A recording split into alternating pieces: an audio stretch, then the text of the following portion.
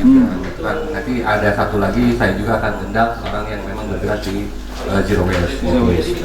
Yang pastinya kemarin kita udah ngomong pariwisata lagi, hari ini kita tetap ngomongin pariwisata. Gitu kan. Ngomong-ngomong soal pariwisata, ada apa kan di Senggigi? Nggak ada apa-apa? Ya, Senggigi berusaha survive lah. Ya, Walaupun dengan artinya ternyata beberapa aktivis Senggigi juga kita masih berusaha tetap, seperti saya juga tetap berusaha hadir di sana juga. akan terus hadir di sana kan ya? Iya, tetap. Oke, siap Kang. Sebelum ke pembicara saya Kang, mungkin satu dua dari Akang boleh lah. Boleh. Biasa ada berkeringetan ini agak iya. gitu kan, agak lesu, harus dikasih semangat dulu sama Kang Hari kayaknya ya. Siap. Oke, siap Kang. Ini ada lagu yang berkenaan tadi dengan ada zero waste juga, ada segala macam. Jadi sebetulnya di tempat pariwisata kita juga masih banyak yang persoalannya dengan sampah juga kan sebetulnya. Sampai Rinjani pun juga sampai sekarang banyak sampahnya. Nah itu yang mungkin menjadi perhatian. Ada lagu berikut, ini lagu karya dari almarhum Sunek teman saya. Dia pecinta alam dari Mapak Alam di Bandung yang kemudian dia belum sempat dia naik ke Rinjani, dia sudah meninggal. Tapi dia membuat lagu tentang Rinjani. Jadi impian dia gitu. Jadi lagunya saya persembahkan buat semuanya. Judulnya adalah Rinjani dari kacamata seorang pecinta alam di Bandung.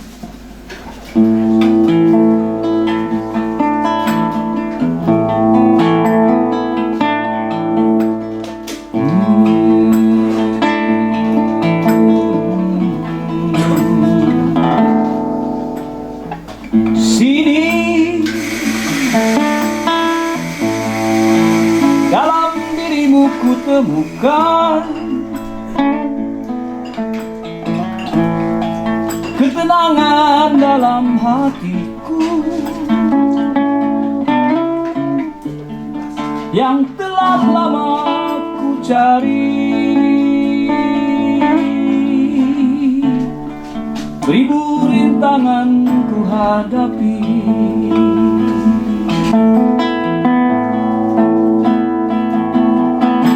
Di sini ku inginkan aku sendiri untuk menyejukkan hatiku yang kerap jenuh dalam peluk di tengah kebisingan kota.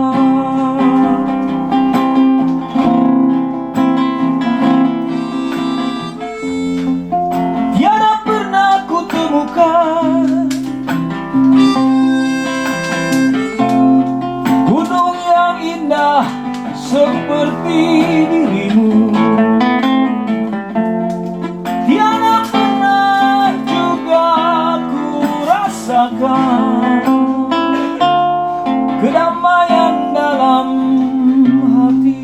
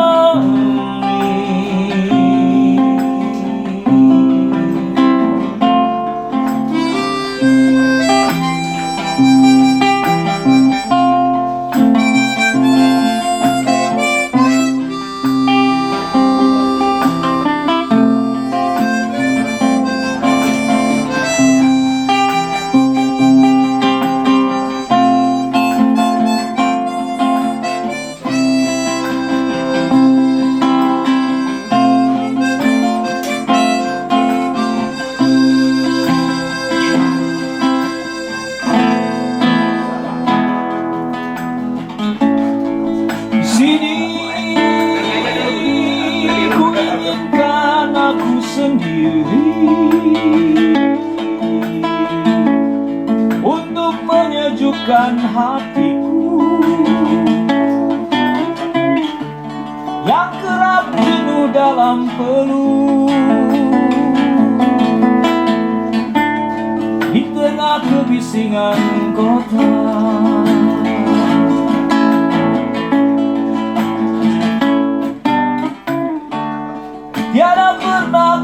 temukan gunung yang indah seperti dirimu, tiada pernah juga ku rasakan kedamaian dalam hati.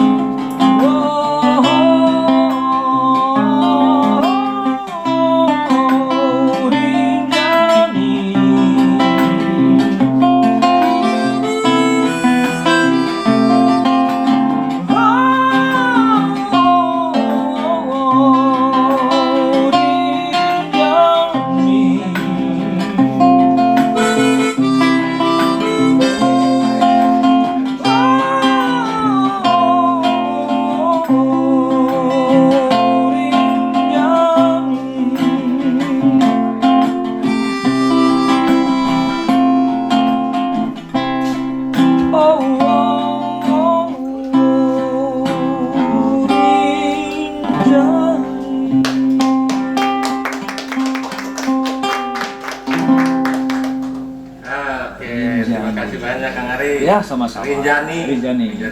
Karya dari Sunek ya. Dari karyanya Sunek ya itu. Sunek ya. Dia bayangkan dia punya obsesi ingin naik Rinjani tapi udah meninggal dia. Oh iya ya. Nah, udah meninggal. Jadi nyampe lah sekarang kan. Ya mungkin saya ingin mendoakan dia semoga tetap harus kita apresiasi karyanya ini Rinjani ini. Betul kan. Karena di Rinjani juga masih banyak harus dibenahi. Udah. Oke Kang, kita masuk aja ya Kang ya. Ya, silakan. Tapi boleh kan saya meminjam mic-nya? Oh, boleh. Karena kita ada 2 pembicara sekarang langsung kayak kemana siap. gitu kan. Ya. Waduh. Boleh, Kang. Kalau akan tidak keberatan. Oh, tidak. Ini mic yang kita cari-cari dari mana. Akhirnya Yang akhirnya ditemukan. Sorry, boleh dong minta tolong Mas. Diangkat itunya. Siap. Oke, kita punya 2 pembicara sekarang. Selamat sore, kita kembali lagi di halaman belakang kantor Berita Antara. Kebetulan ini adalah episode kedua bincang-bincang pariwisata. Temanya adalah warna pariwisata Lombok di era milenial. Kenapa saya ngambil milenial? Karena sekarang digitalisasi banget, banyak banget program-program ataupun baik itu workshop sekarang sudah mulai ke digital dan pariwisata sudah harus benar-benar milenial. Nah, kebetulan sekarang saya punya teman bincang saya, yaitu ada 2 orang kebetulan sudah datang, alhamdulillah dua-duanya. Yang pertama itu saya bacakan dulu profilnya, yaitu APT Sri Idawati s.far.com.pd. Ini kalau misalkan ininya Kang kurikulum fitnessnya, wah gila banyak banget ini. Ternyata, tapi saya akan bacakan sedikit ya. Pengalaman kerjanya adalah dosen BPTK Jogja Bakti Husada Mataram. Itu tahun 2008 sampai 2019. Terus 2019 sampai sekarang ternyata dosen Politeknik Medikal Farma Husada Mataram. Ketua Program Studi D3 Farmasi Politeknik Medikal Farma Husada Mataram. 2021 sampai 2023 Ketua Prodi ternyata. Wah, saya kebetulan ada akademisi ini dari farmasi ternyata ya. Pengalaman organisasinya juga banyak sekali di sini kan. Seminarnya juga banyak banget. Kalau saya bacain satu-satu kayaknya saya olah dulu. Tahu Ibu tahu olah gitu? Tahu nggak olah? Oh, ini banyak sekali yang biar lebih tahunya. Tapi di sini kan saya ngambil dia sebagai sekretaris EEN. Ya Bu ya. Di mana sekretaris EEN itu ada Eko Enzime Nusantara. Enzim. Oh ya, Enzim Nusantara NTB. Nah, itu. Mari saya persilakan dulu buat Ibu Sri Idawati. Terima kasih banyak. Halo, mangga Bu. Mangga mau sebelah sana boleh. Oke. Mic-nya boleh Bu. Apa kabar Bu? Baik, alhamdulillah. Sehat Bu? Sehat. Kesibukannya sekarang sebagai apa aja Bu nih? Selain menjadi dosen dan bergerak di bidang eko enzim. Bu, bawa. Boleh Bu bercerita? Ada ya? Boleh Ibu bercerita sedikit tentang apa itu ekoenzim kepada teman-teman yang sekarang ada di diskusi ini Bu? Bincang-bincang sih, bukan diskusi, bincang-bincang. Boleh.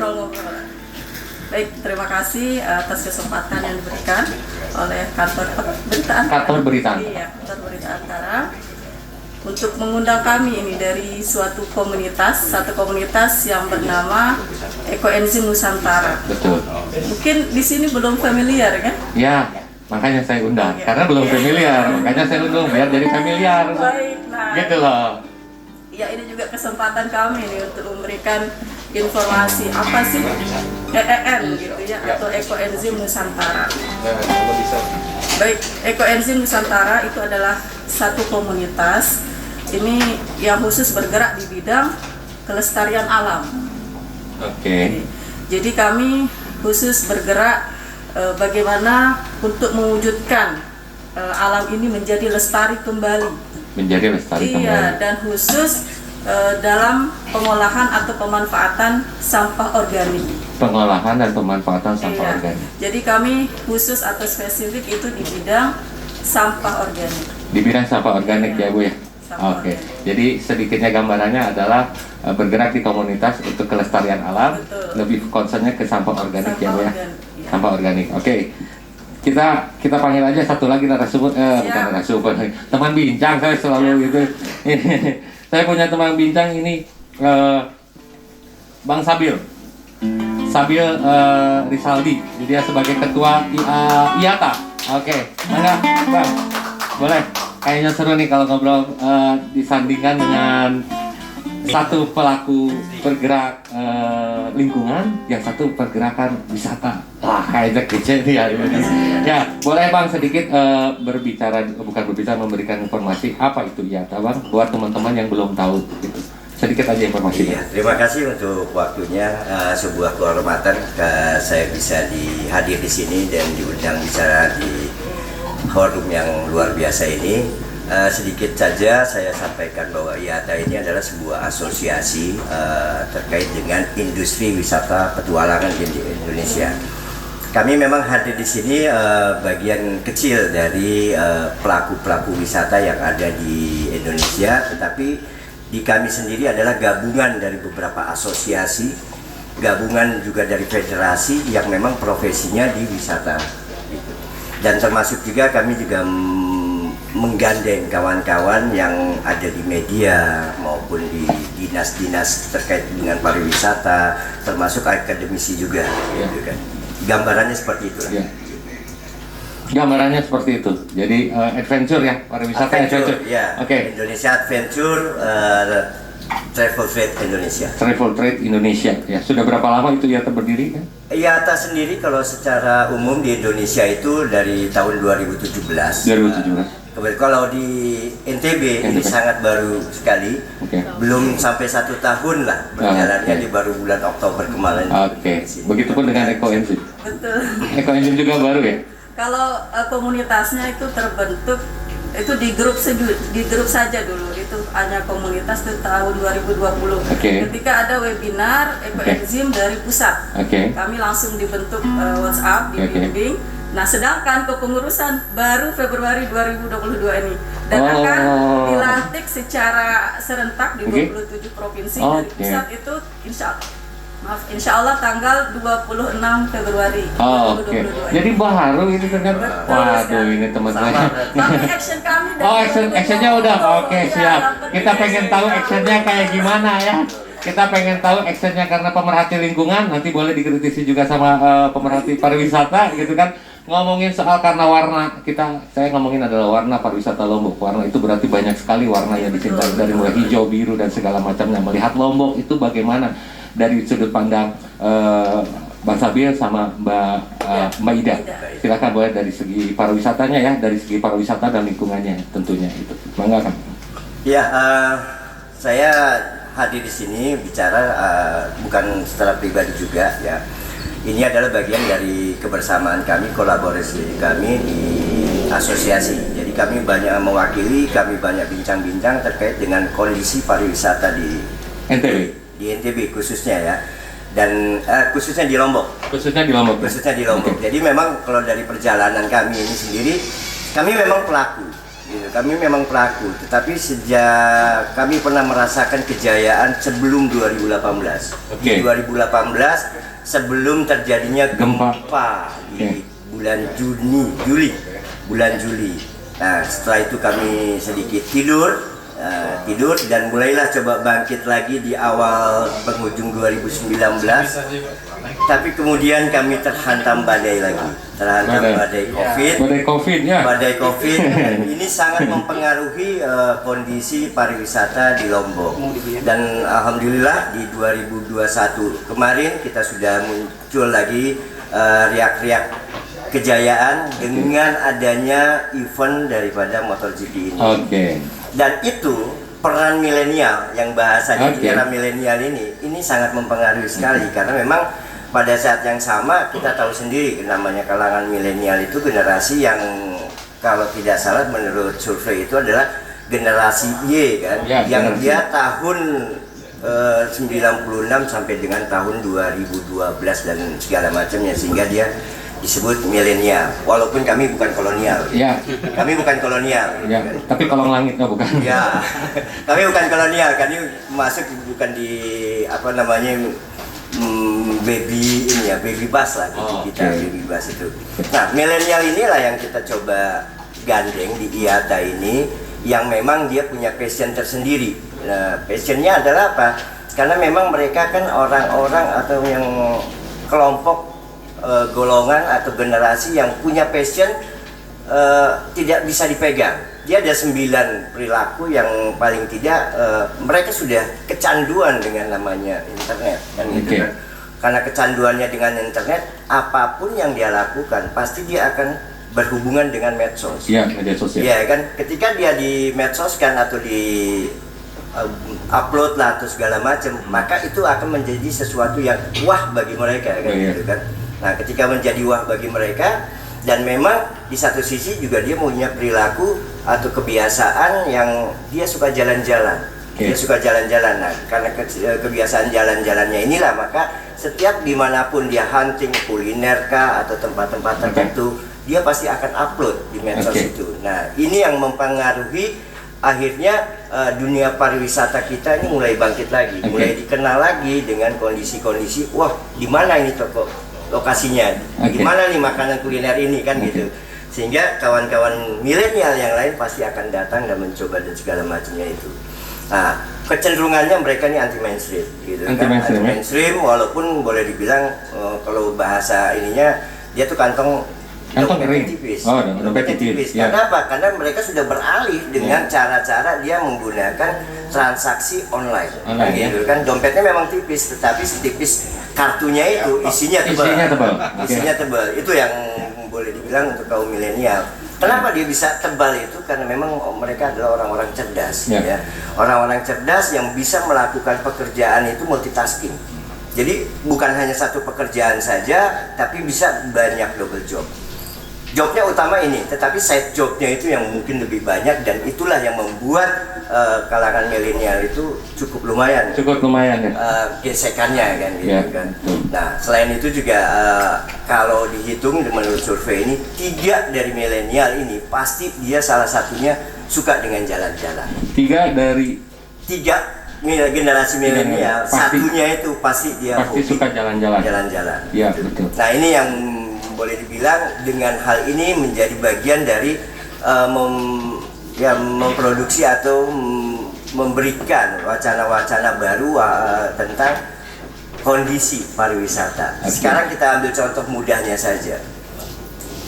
Pembalap-pembalap yang datang ke Lombok ini itu usia milenial semua. Paling kecil itu 22 tahun. Kan gitu kan. Sementara namanya milenial itu di antara 25 sampai 40 dan tidak ada yang 40 usianya. Yang paling tua itu hanya 36. Itu pun boleh dibilang dibatasi hanya 30 orang. Dari hari pertama datang dia sudah melakukan story. Kan gitu kan di Instagram dan segala macam. Makanya sekarang Lombok menjadi sorotan dunia karena adanya orang-orang milenial yang kita tidak susah-susah untuk mempromosikan Lombok karena datangnya pembalap-pembalap itu. Asik lah, menarik. Nah, Saya akan kembali ke Mbak Ida ya. Oke, Mbak Ida. Karena saya ngelihat adalah Lombok sebagai potensi tadi, sebagai potensi pariwisata yang sangat besar dan internasional. Kebetulan Eko-Enzim ini bergerak di bidang lingkungan. Bagaimana melihat pandangan Mbak tentang lingkungan Lombok itu sendiri? Itu bagaimana? Karena agak miris juga nih Pak. Saya agak sedikit miris juga nih ngomongin kondisi pariwisata Lombok, terutama tentang lingkungannya. Ada kebudayaan yang, aduh, itu kita ngelihat sampah itu di mana-mana, itu pembuangan sampah itu selalu iseng aja gitu loh. Nah, apa sih gerakan apa yang dilakukan oleh Eko-Enzim untuk pariwisata Lombok, khususnya untuk lingkungannya Lombok itu sendiri? Oke. Nah, inilah tantangan makin berat kayaknya nih. Masuk MotoGP tantangan makin berat. Tantangan makin berat. Betul, karena kan dari internasional ya, apalagi tadi tidak orang-orang yang sangat luar biasa yang kesini gitu berkunjung. Jadi tantangannya makin berat gitu buat kami. Tentunya kami dari komunitas Eko-Enzim Nusantara itu sangat mendukung program pemerintah terkait dengan zero waste. Salah satunya kami kemarin sudah berkolaborasi dengan Dinas Lingkungan Hidup dan Kehutanan Provinsi Nusa Tenggara Barat. Kami terjun langsung ke masyarakat itu dalam memberikan sosialisasi, kemudian pelatihan bagaimana cara pembuatan Eko-Enzim. Tidak hanya Eko-Enzim saja, dengan kolaborasi kami dengan DLH, itu juga bagaimana pemilahan dan pemanfaatan sampah organik maupun anorganik. Jadi, salah satunya tadi Eko-Enzim. Nah, kemudian temanya milenial kok di sini.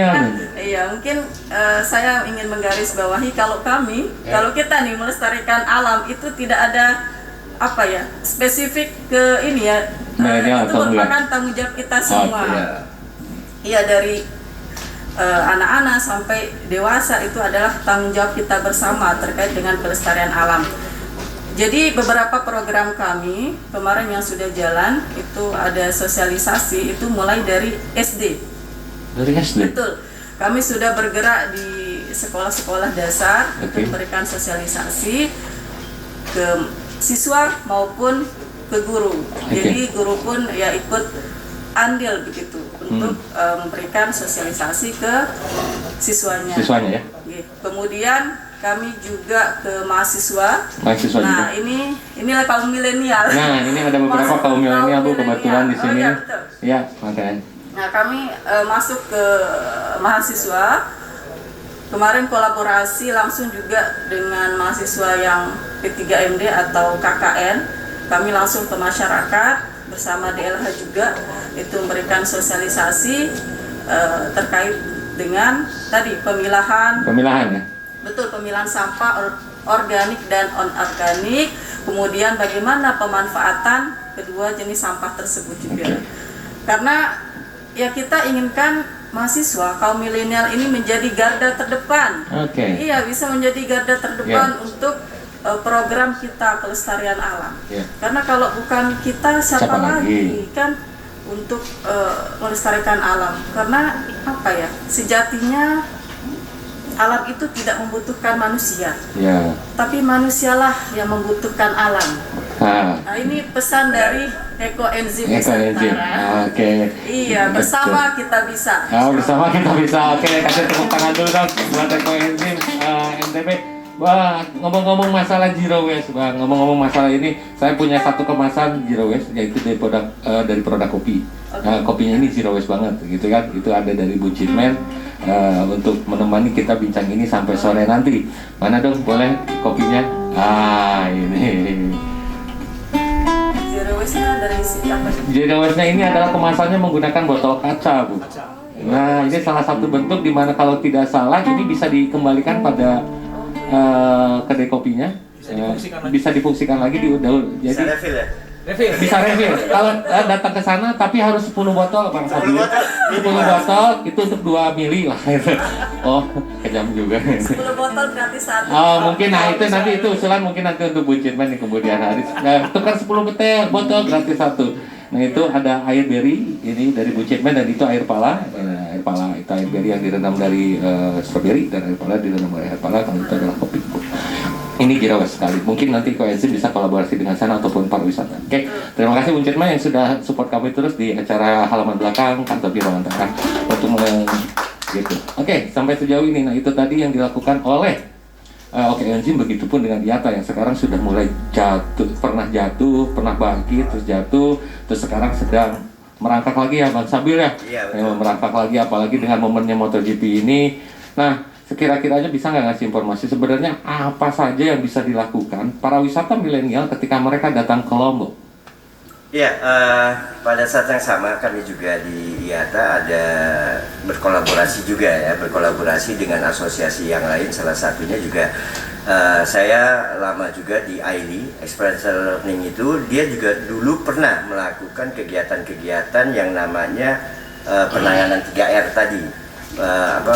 Recycle segala macam itu, hanya saja memang pada saat yang sama terkadang kecenderungannya terkendala oleh pihak-pihak yang dari pemerintahan juga di level bawah. Ini menjadi bagian tanggung jawab kan, karena katanya kan kebersamaan. Nah, mungkin ke depan baik IATA maupun Ekoenzim Nusantara dan juga dengan asosiasi-asosiasi lainnya itu kita berkolaborasi dalam arti memberikan sebuah edukasi kepada kawan-kawan yang ada di desa yang memang dia bersentuhan di level wisata desa itu untuk melakukan pengolahan yang boleh dibilang mungkin punya teknologinya atau apa segala macam. Ini sebuah pertanyaan jadi. Oke, jadi sebuah pertanyaan. Apa sekarang namanya juga bincang-bincang Bang. Apa? Kedepannya itu kita berharap kan ketika kita bergerak di level desa mengembangkan desa wisata, tentunya ada dampak kan gitu kan. Dampaknya inilah yang mungkin bisa dikolaborasikan sehingga kita membina pemuda-pemuda yang ada di desa itu mengolah sampah itu mungkin bisa menilai manfaat atau apa segala macam. Katakanlah organik tadi kan pasti bisa menjadi ekoenzim dan tadi bahasanya. Nah, yang organik ini apa misalnya kan, itu yang harapannya sih bisa kita kolaborasikan. Betul. Sehingga wisata Lombok itu benar-benar mencerminkan wisata yang sehat. Sehat ya. Dan menjaga lingkungan. Mungkin Betul. seperti itu sih. Ya, betul. Nah, itu. Nah, bagaimana Bu, ini mah pandangan aja ya dari teman-teman, karena kaum milenial kan anak muda ya. Saya rasakan itu ketika kalau misalkan ada kegiatan di Lombok nih, mau itu di taman, mau itu di pantai, mereka kalau habis makan tuh pergi. Nah, gimana ini? Bagaimana ya saya takutkan itu adalah ini ketakutan saya aja pribadi ketika kita bergerak dalam bidang lingkungan, bergerak dalam wisata menggembar-gemburkan kebersihan lingkungan, kita bikin pemilahan dan segala macamnya. Sekali kita mengumpulkan sampah dalam 1 jam, tapi yang datang sampah 6 jam kemudian itu lebih besar. Nah, ini apa sih formula apa yang harus kita sebenarnya kita lakukan pada masyarakat Lombok sendiri tentang akan kepedulian lingkungan itu? Apakah dari Ekoenzim sudah tadi sosialisasi udah jelas ya Bu ya. Nah, ini sebenarnya fenomena apa sih yang saya mau tanyakan kan? Fenomena apa sampai mereka akhirnya selalu membuang sampah di mana saja? Karena dengan santainya naik motor lempar, ya dari jauh itu kelihatan dan seperti tidak punya salah gitu loh. Itu yang saya sering perhatikan ketika ada di Lombok ini gitu loh. Nah, karena sifatnya kita udah mau go internasional gitu kan, internasional banget. Nah, itu tadi. Bagaimana pandangannya dari Mbak Ida dan sama Kang Sabil? Boleh dari Pak Dut. Oke. Kalau saya mungkin satu hal yang mendasar, penyebabnya itu apa? Belum sadar. Nah, ini kesadaran inilah yang menjadi tantangan bagi kami. Tapi dengan tantangan ini kami akan semakin semangat Mas untuk selalu memberikan edukasi kepada masyarakat, dari terutama untuk kaum milenial juga ya, tidak terkecuali dengan kaum milenial. Beberapa tantangan mungkin yang kami hadapi, kenapa masyarakat itu masih sulit untuk tadi misalnya memilah sampah, memilah saja sudah repot, apalagi mengolah begitu kan. Nah, ini mungkin anggapan masyarakat itu masih repot dan belum sadar. Kemudian juga belum tahu tentang manfaat. Apa sih manfaat dari pengolahan sampah tersebut? Nah, pengalaman kami kemarin ketika kami terjun langsung ke masyarakat, setelah kami memberikan informasi, sharing apa aja sih manfaat dari ekoenzim ini. Nah, karena mereka tahu segudang manfaat ada di ekoenzim, mereka jadi tertarik.